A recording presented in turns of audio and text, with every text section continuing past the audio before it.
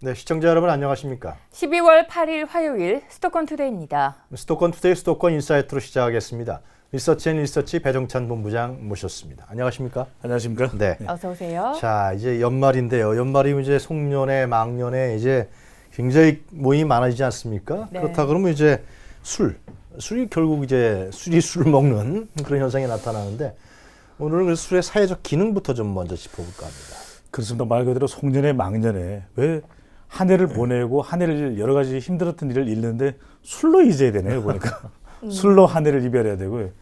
그러니까 말 그대로 이 송년이라는 것 한 해를 보내는데 여러 가지 의미를 담아 보내야 되는데 그러기보다는 술을 너무 많이 드시게 되니까 네. 자칫 한 해에 제대로 된 의미를 못 살리게 되는 것 같고요. 이 한때 한창 인기 있었던 가요 중에도 보면은 뭐 난 또 술이야. 맨날 술이야. 맨날 술이야. 그러니까 이게 그런 노래가 있었죠. 네, 이게 정말 이틀 걸러 사흘 걸러 술을 드시는 것도 아니고 또 술이고 매일 술이고. 네. 네, 저도 여기에서 자유로울 수는 없을 것 같은데 이 문제는 뭐냐면 우리가 술이라고 하는 것의 어떤 여러 가지 정서적 기능 또는 이것이 어떤 술이라고 하는 음주로서의 또 가지는 기능도 있겠습니다만 문제는 뭐냐면 여러 가지 사회 병리적 현상을 만들어낸다라고 하는 것이거든요. 네. 이 주류 산업협회의 조사에 따르면은 이 하루에 이 술을 드시는 인구가 600만 명이 됩니다. 그 양이 얼마이든 간에. 네. 실제 우리가 뭐 저녁 시간에 이 여러 뭐 술과 관련된 주점들을 또 생각해 보면 웬만한 또 음식점에서도 다 술을 또 반주 삼아 드시지 않습니까? 또 낮에까지도 술을 드시게 되는데 문제는 뭐냐 하면은 이 최근 5년 술에 취한 상태에서 각종 5대 범죄들이 일어나고 있다는 겁니다. 그러니까 심지어는 우리가 입에 담기도 힘든 살인, 심지어는 강간, 뭐 강도, 절도, 폭력 등이 어떻게 보면 물론 이것이 술 때문에 일어난 것은 비단 아니겠지만 이 술이라는 것 때문에 더 심하게 어떻게 보면 일어나지도 않을 범죄들이 일어나는 거고요. 또 더 큰 문제는 이 유난히 또 연말에 음주운전이 많거든요. 이게 음주운전은 말 그대로 살인운전입니다. 그래서 이 술이 가지는 사람들과의 관계를 좋게 만드는 이러한 순기능도 있기는 하지만 그럼에도 불구하고 흥미로운 조사 결과 이건 하나 소개해드려야 되겠는데요. 이 주치자, 술에 만취되어 있는 사람들을 신고하는 이 대한민국의 대부분의 시간대가 새벽 2시부터 오전 8시까지 납니다. 아, 그래요? 이게 어느 나라입니까 도대체? 요즘 유행을 하고 그러는데 어느 나라입니까 이게 요즘 유행이라는데 도대체 이 새벽 2시부터 오전 8시까지 술을 이렇게 진창 먹는 나라가 어느 나라입니까? 이 정말 이래서는 안 될 것 같습니다. 네. 맞습니다. 사실 뭐 회식도 많이 하고요. 그리고 친구들과의 만남에서도 그렇고 이러한 모임들에서 꼭 술 한 잔씩 하는 게 대부분인데 그렇다면 이런 식으로 가지는 술자리 뭐 일주일에 대략 몇 회 정도가 되는지 그런 조사 결과도 나와 있나요? 그렇습니다. 우리 국민들은 이 지나온 시절 동안에 우리 음주가 어떻게 변해왔는지를 봐야 될 것 같은데 과연 얼마나 자주 드시기에 맨날 술이야라는 노래까지 나왔을까요? 그 결과를 보시면서 분석을 또 해드리도록 하겠습니다. 네. 과연 얼마나 우리 자주 또 술을 드시게 되는 걸까요? 전체적으로 보게 되면은 일주일에 한 번 이상 술을 드시는 경우가 보면은 20여 년 전에도 33% 정도 그리고 두 번째가 이제 한 12, 3년 전이네요. 13년 전에 37% 그리고 올해 조사입니다. 35% 별로 변하지가 않으셨어요. 그러네. 그러니까 네. 적어도 3명 중에 한 분 정도는 일주일에 한 번 이상은 술을 드신다라는 것이거든요. 그러니까 이게 얼마나 많은 비율입니까? 적지 않은 비율이거든요. 우리가 네. 뭐 성인 인구를 대체적으로 한 뭐 3천만 명 정도, 3,500만 명 정도로 잡더라도 줄 잡아서 일주일에 1,000만 명 이상이 술을 드신다라는 이야기거든요. 그렇게 되면 그런 계산 나오지 않겠습니까? 그렇겠네요. 네. 그러니까 상당한 숫자다. 어떻게 보면 또 여기서 중복해서 몇 회 이상 드시는 분들을 따지고 본다면 이건 더 큰 숫자가 될 수 있는 것이거든요. 네. 그래서 상당히 그 인구는 늘어났다고 볼 수 있고요. 남녀별로 또 비율을 또 알아보는 것이 또 저희들이 필요할 것 같은데요. 네. 이 술 그러면 사실은 의뢰의 남성의 전유물 아닌가 이렇게 또 생각할 수도 있는데요. 우리가 결과를 보시게 되면은 시민들, 우리 국민들은 남성들의 경우에는 주 1회 이상 음주를 하는 경우가 절반이 넘습니다. 그러니까 어떻게 보면 이게 좀 어떻게 보면 이게 술 안 먹으면 이상하다 이런 느낌을 주는 것일까요? 이럴 것 같고요. 네. 여성의 경우에는 이 94년, 20여 년 전만 하더라도 불과 전체 여성 인구의 한 8%만이 주 2회 이상 음주를 하는 걸로 나왔거든요. 네. 근데 지금 보시게 되면 거의 10명 중에 2명입니다. 많이 이게 늘어났네요. 이 여성 인구의 음주 인구가 상당히 늘어났다는 걸 알 수가 있거든요. 네. 그래서 이유가 뭘까요, 도대체? 저도 이게 여성이 아니라서 너무 궁금한데 너무 사회적인 어떤 스트레스를 많이 받았을까요? 아니면 남성들로부터 받는 스트레스가 많았을까요? 이 다른 분야의 여성들의 파워가 강해지는 것은 모두 환영할 일입니다만은 네.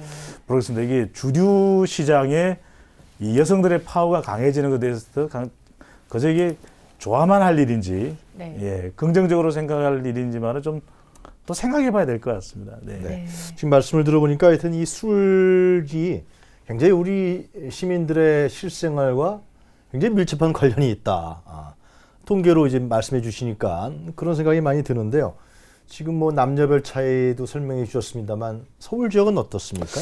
네, 서울 지역의 경우에 조금 특별한 어떤 점을 발견할 수가 있는데요. 다른 지역에 비해서는 지방의 경우와 비교를 해서는 서울 지역의 경우에는 이 좀 다른 특성이 개인마다 차이도 있겠지만 주로 이 월 몇 회 정도로 나누어서 먹는 경우들이 많고 월 몇 회 나눈다는 건 그렇습니다. 뭐죠? 그러니까 한 달에 몇 번 정도 이렇게 술을 드시는 그런 빈도를 발견할 수가 있거든요. 네. 왜냐하면 아무래도 워낙 이 일상적인 부분이 또 도시 생활이 다른 대도시의 생활보다는 더 좀 이 긴박하게 돌아가는 것일 수도 있습니다. 빡빡하죠. 심지어는 뭐, 예. 술 마실 시간조차 없다라는 것일 수도 있는 것일 테고요. 그러다 보니까 주로 좀 시간적 여유가 나는 불금, 금요일이나 네. 주로 주말에 여유 있을 때 사람들과 또 약속을 잡아야만 술을 드실 수 있는 그런 좀 특수한 환경도 있는 것 같습니다. 이건 저희가 좀 더 들여다봐야 되겠지만 대체적으로 보면 주 1회 이상 술을 드셨다는 것이 다른 지역에 비해서 확연히 좀 낮은 편입니다. 네. 반면에 월 몇 회 이렇게 술을 드셨다는 부분에 대해서는 다른 지역에 비해서는 높은 비율이거든요. 네. 어떻게 보면은 소위 이른바 이야기하는 번개 모임 이런 자리가 쉽지 않은 어떤 도시적 환경이 서울이라면 직장 문화가 서울이라면 오히려 그런 것들이 뭐 지체 없이 자주 이루어질 수 있는 것이 지방 같은 경우는 어떻게 보면 또 지역 자체가 넓지 않지 않습니까? 그러다 보니까 고교 동창끼리 중학교 동창끼리 야 오늘 뭐해? 나 시간 많은데 술 한잔 할까? 이런 게 쉽게 이루어질 수 있는 좀 다른 지역적 환경을 서울은 가지고 있다. 이렇게 볼 수 있겠습니다. 그렇게 보여지는군요. 그리고 또 요즘 보면 술의 종류가 굉장히 많아졌거든요. 예전에 비해서. 그중에서도 가장 즐겨 마시는 술이 또 따로 있을 것 같아요. 제가 오늘은 좀 시청자들의 궁금증을 좀 풀어드려야 될 것 같아요. 네. 인기가 많은 또 장호윤의 것이니까요. 자, 오늘 비밀을 풀어드리는 시간입니다. 어떤 술을 좋아하십니까? 저는 사실 소주 좋아할 것 같은데. 네. 저는 또 뭐 이슬만 먹고 삽니다. 뭐 이런 이야기를 하실 건 아니시죠? 저는 좀 소주를 좋아하는 편이에요. 네. 즐겨 먹는 편이에요. 네, 하여튼 소주에도 뭐 비슷한 이름의 브랜드가 있으니까요. 네네. 자, 장호윤 앵커가 좋아하시는 이 소주가 있는데요. 이 소주 우리 국민들, 우리 시민들의 얼마나 큰 사랑을 받고 있는지 지난 20년간 어떤 사랑을 받아왔는지 또 어떤 술이 더 사랑받아 왔는지를 좀 결과를 보면서 설명을 드리도록 하겠습니다. 네. 자, 소주와 맥주 그리고 최근에 사랑받는 막걸리인데요. 흥미로운 결과입니다. 1994년으로 돌아가 보면요. 그때 어떠한 특수한 상황이 있었는지 모르겠는데 저의 특수한 상황일 수도 있습니다. 저 때만 하더라도 맥주를 마신다가 50%였습니다. 네. 가장 많은 비율이고요. 그 다음이 2등이 소주였는데 그 이후로는 소주가 단 한 번도 1위 자리를 놓친 적이 없습니다. 오, 그러네요. 예, 그래서 2015년 현재 우리 국민 10명 중 6명 이상이 가장 사랑하는 술은 바로 소주였습니다. 네. 맥주는 이 94년 큰 사랑을 받았는데 무슨 이유인지 저도 좀 더 1994 응답하라 다시 한번 봐야 될 것 같은데요. 네. 점점 선호도가 좀 떨어져서 2013년부터는 크게 또 선호도가 달라지지 않으면서 25% 4명 중에 1명. 근데 막걸리가 재밌습니다. 보면 94년만 하더라도 사랑을 반짝 받기 시작했는데 2002년만 해도 주춤했거든요. 근데 네. 이 막걸리 사랑이 최근 들어서 2013년, 15년 이렇게 서서히 이 우리 국민들, 시민들의 선호도가 높아지고 우리 최근에 보면은 막걸리 드시는 분들 많거든요. 네. 물론 이게 뭐 이제 이 주류 전문가분들의 의견은 있겠지만 막걸리에 대해서 다양한 또 레시피를 통해서 또 제조법 또 다양한 맛을 내는 그런 기법도 있고요. 심지어 어떤 경우에 뭐 이게 뭐 또 속설이고 풍문일 수는 있겠는데 막걸리를 마시면 또 뭐 피부가 좋아진다 이런 말도 있어서 이 한류 문화를 타고서 일본이나 중국 심지어는 뭐 동남아에서도 막걸리를 좋아한다고 하는데 우리 전통주가 널려 또 알려지는 것만큼 또 우리한테는 또 반가운 소식일 수도 있을 네. 거고요. 근데 정말 이 서민의 술은 역시 소주인 것 같습니다. 이 장호윤 앵커의 소주 기억하겠습니다. 네. 네. 그것이 맥주가 좀 그 소비량이 떨어지고 소주가 올라가는 것은 왜 그런 건가요, 이게? 글쎄요. 아니, 뭐 가격은 저도 크게 차이 안 나잖아요. 아무래도 그런 좀 가격 차이도 있을 것 같습니다. 아무래도 이 소주라고 하는 것이 서민들의 어떤 문화를 또 상징하는 것이기 때문에 이 94년 그슬로 올라가 보면 네. 아직 IMF가 일어나기 전이거든요. 상당히 우리가 뭐 막바지 고도 성장을 하는 그 시기였기 때문에 조금 비싸도 맥주 무슨 맛일까 이러면서 이 거품이 나는 또 맥주를 선호했다면 IMF 경제 위기를 맞으면서 우리 사회에 진한 어떤 이 스트레스가 쓰나미처럼 밀려오고 네. 그러한 어떤 쏙 깊은 이런 어떤 아픔들을 삭혀내는 과정에 이 소주의 깊은 맛 약간 이거 독한 술을 찾게 되는 건가요? 소주를 홍보하는 것 같습니다. 이 소주의 깊은 맛을 느끼면서 말 그대로 서민의 술로 정착이 되었고 네. 그 이후에 오히려 국민들의 사랑을 더 받아가는. 그래서 아까도 보셨겠지만은 이 여성들의 최근에 음주 문화가 늘어나면서 여성들의 기호에 맞는 소위 말해서 알코올 도수가 낮은 저도주라고 하지 않습니까? 네. 또 각종의 과일향을 포함하고 있는 이런 최근에 또 소주가 나오면서 어떤 이 애주가분들은 이게 뭐 소주야 이렇게 이야기하시는 분들도 있지만 이 여성분들의 어떤 사랑을 듬뿍 받으면서 네. 또 소주 소비가 더 늘어난 것으로 그렇게 보여집니다. 그렇군요. 네. 그런데 이제 음주 문화 얘기를 좀 하죠. 근데 아직도 우리나라 술자리에서는 이 술 먹기가 싫은데요. 계속 술잔을 돌리면서 좀 강제로 먹이는 그런 문화가 네. 아직도 남아 있죠. 어떻습니까? 그렇습니다. 일단은 이제 문화에 대해서는 잠시 이따 말씀드리도록 하고요. 네. 이게 술잔 돌리기인데요. 이게 유진행자께는 어떻습니까? 좀 친한 분들을 만나시게 되면 아무래도 좀 술잔을 돌리게 되십니까? 요즘에는 그런 게 별로 없죠. 네. 예, 예. 거의 없습니다. 그거 되게 싫어하고요. 그냥 네. 잔이 이제 비어 있으면 따라주는 정도 수준이지. 내가 예, 먹던 예. 잔을 먹어 뭐 이렇게 그런 건 별로 잘 못 본 것 같아요. 네. 요즘에는. 네. 알겠습니다. 저도 제 주변의 분들은 왜 그렇게 술잔을 돌리시는지 모르겠습니다. 그래요? 이 친하다는 어떤 표시로 이 우리의 또 독특한 어떤 이 음주 문화의 또 풍습이라고도 할 수 있겠는데 네. 이 술잔 돌리기에 대해서 이 우리 시민들은 또 어떻게 네. 생각하시는지 여쭤봤는데요. 평소 상대방에게 술을 권할 때 어떻게 행동하시는지를 먼저 여쭤봤습니다. 그래서 네. 돌리지 않는다가 압도적이었습니다. 이 네, 요즘 87%였고요. 그래요. 네. 잔을 돌린다는 경우는 11%였는데 모르겠습니다. 그래서 이게 잔을 돌린다는 경우가 10명 중에서 1명 조금 정도 넘는 수준인데 실제로 조사에는 이렇게 응답했지만 네. 좀 이게 술잔이 몇 순배 돌고 나면 또 안 하셔야 되는데 또 술잔을 돌리십니다 보면. 그런 사람이 한두 명 꼭 있어요. 예. 또 더군다나 이제 이 여성분들은 특히 이런 걸 싫어하거든요. 어떤 네. 간접적인 신체적 그럼요. 접촉이 될 수도 있고 그런데도 불구하고 야 마셔 이러면서 좀 소독이라도 하고 주시면 좋은데 소독은 그냥 그대로 주셔가지고 맞아요. 굉장히 비위생적이라는 뉴스도 나왔었는데. 그렇습니다. 특히 네. 제가 제일 보면 좀 안타까운 것은 그렇게 주시면서도 이게 정이야 하고 이렇게 주시는 분들도 계시거든요. 그래서 그게 정인지는 좀 생각해 봐야 될 것 같습니다. 그래서 시민들에게 여쭤봤습니다. 네. 과연 우리 시민들께서는 이러한 풍습에 대해서 정말 철퇴를 가하실 수 있는 그런 의견을 내놓지 않으실까라고 여쭤봤는데요. 네. 이 술잔 돌리는 풍습에 대해서 시민들께 여쭤봤습니다. 그 결과를 보시면서 오늘 좀 교훈으로 삼으시면 좋겠습니다. 네. 자, 우리 시민들께서는요.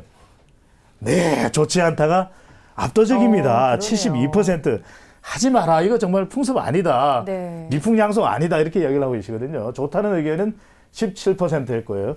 무응답이 11%로 나와서 보시는 바와 같이 시민들께서도 압도적으로 술잔 돌리기 풍습은 아니다라고 이야기를 하고 계시기 때문에 더군다나 우리가 요즘에는 정말 정체를 알 수 없는 그런 바이러스도 있고요. 네. 또 얼마 전에 우리가 정말 겪었던 또 겪지 말아야 될 그런 메르스와 같은 경우도 있지 않았습니까? 그렇죠. 이게 입에서 입으로 전해지는 그런 우리 정말 정말 몹쓸 그런 어떤 질병들도 생길 수가 있기 때문에 가급적이면은 정말 위생적인 또 선진 문화 외국인들은 깜짝 놀랄 수가 있을 겁니다. 아마 이렇게 네. 술잔을 돌리면 네. 그렇기 때문에 좀 글쎄요 이것이 아직까지도 좀 지켜야 될 그런 문화라고 사람들 네. 사이에 느끼실지는 모르겠지만 자제 안 하셨으면 좋겠습니다. 그래요.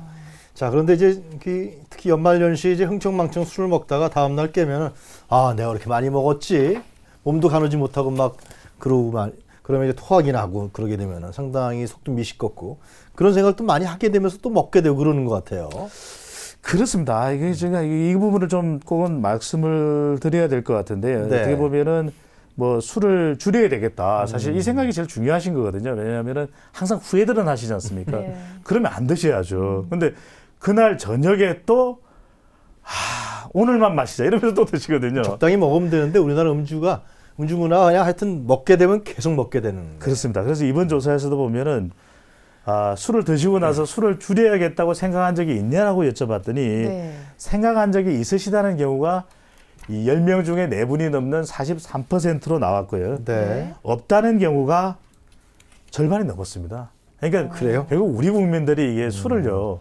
어떻게 보면 다른 어떤 문화보다도 망각하는 것이 빠른 겁니다. 그러니까 빨리 있고 또 내일 사람들하고 모이면 또 술을 마시면서 어울려야지 하고 생각하시는 분이 10분 중에 6분에 가깝다라고 하는 것이거든요. 네. 이런 것 때문에 어떻게 보면 우리가 이 술과 관련된 여러 가지 사회적 병리적 현상, 음주운전이라든지 아니면 여러 가지 범죄라든지 네. 이런 것이 일어나는 원인일 수도 있어서 좀 자제하셨으면 좋겠습니다. 네. 그렇군요. 이 술을 줄여야겠다라고 대답한 사람이 줄이지 않겠다라고 대답한 사람보다 더 많은 걸 좀 내용을 살펴보면 우리나라 시민들, 서울 시민들 이 술에 대한 약간 긍정적인 그런 측면에 대해서 더 크게 생각을 하고 있다라는 생각이 들거든요. 그렇습니다. 20년 전에 비해서 저는 오히려 그동안 어떻게 보면 이것이 사회적으로 쌓여왔던 스트레스 때문에 정말 술로 통해서 그 스트레스를 풀 수밖에 없는 우리 한국 사회의 어떤 지나간 현주소, 역사를 이야기한다고도 볼 수 있거든요. 또 한편으로는 우리가 인간 사회에서 한국 사회가 다른 어떤 아시아 사회에서 중에서도 일본하고 비교를 하더라도 그런 정을 강하게 생각하는 문화 아니겠습니까? 네. 자, 그러니까 술이 없는 세상은 안 된다라고 하는 생각이 강하신 것 같아요. 이 시민들께서는 20여 년간 술에 이 대한? 세상에서 네. 술이 있어서 좋다고 생각하는지 안 좋다고 생각하는지 네. 그 결과를 한번 변화를 네. 한번 살펴보도록 하겠습니다. 네. 그 결과 보시면서 설명해 드릴 텐데요. 보십시오. 1994년만 하더라도 이 생각에 이 세상에 술이 있어서 좋다라고 생각하시는 분들이 절반이었습니다. 50%인데요. 2015년 현재 2002년에 48%로 조금 낮아진 이후에 2013년에는 61%, 2015년에는 무려 65%입니다. 술 없으면 안 된다는 것이거든요. 네. 근데 술이 없으면 좋겠다는 의견은 오히려 94년에 줄어들었네요. 27%에서 21%로 줄어들었습니다. 이 대목에서 유 진행자께서는 술 없으면 살 수 있으십니까? 살 수 없으십니까? 그래서 전에는 살 수 없을 것 같은데 요즘에는 크게 전 개의치 않습니다. 예. 너무 바람직한 답변 하시는 거 아닙니까? 아니 많이 음주 문화가 바뀌었어요, 실제로. 그렇죠. 예, 그렇습니다. 어떻게 보면 이제 생각하시는 차이들이 네. 다 개인마다 있으실 수 있는데요. 네. 어떻게 보면 전반적으로는 그래도 여전히 이 세상에서 술이 있어서 좋다라고 생각하시는 분들이 이 10분 중에서 그래도 6명 반 정도가 된다라고 예. 하는 것. 우리가 그래서 주변에서 술 권하는 문화가 있다는 거 참 어떻게 보면은 이해 못 하시는 부분도 있지만 네. 이것이 우리의 지금 현 주소, 우리 사회의 모습이다. 이런 부분 이해하는 부분도 좀 필요해 보입니다. 네. 우리나라의 전통적인 저는 음주 문화도 현대에 와서 많이 바뀌었지. 과거에는 이렇게 구주망태처럼 먹고 그랬던 것 같지 않아요, 우리 조상들. 그렇습니다. 예, 그냥 농한기에 좀 먹고 농사 짓고 나서 먹고 막걸리 먹고 정도 수준이었지. 이렇게. 근데 그게 이제 여러 가지 사회적인 스트레스라든가 여러 가지 사회 구조적인 영향이 있겠죠. 네. 자, 그 음주량을 좀 비교해보면 어떻습니까? 외국과 우리나라와 비교해보면. 그래서 이거 정말 이거 비교하는 거 저한테 꼭 묻지 않으셨으면 좋다고 생각했는데요. 네, 비교해보면 좀 명확하게 좀 나올 것 같아요. 2014년 기준인데요. 네. 이 세계 보건기구가 한 거를 보면은 대한민국은 순위 좀 높지 말아서 해야 되는데 15위입니다. 우리나라가요. 만 15세 이상 만 15세 이상 인구에서요. 국민 한 명당 알코올 섭취량이 12.3리터입니다. 12.3리터 그러니까 감이 잘 안 오시죠. 이게 12.3리터가 소주로 하면은 60병입니다. 60병이요. 연간이요? 연간 60병을 그 정도 먹을 거예요. 국민 1인당 드신다는 네, 거예요. 그 정도 먹을 거예요. 60병이면 물론 이거 하룻밤에 드시면 큰일 납니다. 그래서 저는 이게 네. 이 다른 선진국들하고 비교를 해도 미국은 48입니다. 우리가 15위예요. 경제 규모라든지 이런 부패 청렴도는 순위가 높아도 좋은데 네. 음주 소비량은 이렇게 높을 필요가 없거든요. 일본만 해도 73입니다. 근데 이제 또 궁금하신 부분이 대체적으로 세계 1위는 어디냐 네. 궁금하실 텐데 예. 이 과거에 그 소련 연방에 포함이 됐던 벨라루스가 1인당 소비가 17.5리터. 그러니까 우리가 60여 병이니까 여기는 뭐 7, 80병 되겠죠. 소주로 치면요. 2위가 몰도바, 3위가 리투아니아, 4위가 러시아고요. 5위가 루마니아입니다. 대체로 이게 보면 러시아 주변을 둘러싸여 있는 아, 이 동북 유럽의 국가들이 상당히 술이 셉니다. 근데 이 이해할 부분들이 그 나라들은 뭐 추위라든지 이런 네. 것들 때문에 여러 가지 이유로 또 이게 보드카의 도수가 그렇겠네요. 높고 그런 네. 이유가 있거든요. 근데 이 우리나라가 사계절이 다 있고 사시사철이 다 있는데 우리가 이렇게 죽으라고 술을 마실 이유는 없거든요. 다른 OECD 가입한 어떤 선진국가와 비교를 해도 너무 지나친 거고요. 네. 심지어는 2014년에 그 유로모니터라고 하는 이 회사에서 조사한 결과로는 네. 이 도수가 높은 술에서는 한국이 1위입니다. 아, 사실 그래요? 더 이게 문제거든요. 그래서 아, 러시아 보드카보다 높다고 보는 건가요? 그렇습니다. 이게 보면은 유럽 모니터가 44개국을 2014년에 조사한 걸로는 저는 그래서 이게 좀 자랑스러운 거 1위를 해야 되는데 1위 한국입니다. 2위 러시아, 러시아를 이겼네요. 네, 3위 필리핀. 네. 네, 이게 좀 자랑스럽지 않거든요. 그래서 어. 이 정류수 소비량도 전 세계적으로 가장 높은 수준이고요. 이 도수가 높은 수준을 과연 이렇게 뭐 마구마구 잡히도 섞어서 드셔야 될지 모르겠고요. 일단 저부터 바꿔야 되겠네요. 네, 좀 부끄러운 조사 결과가 아닌가 생각이 네. 듭니다.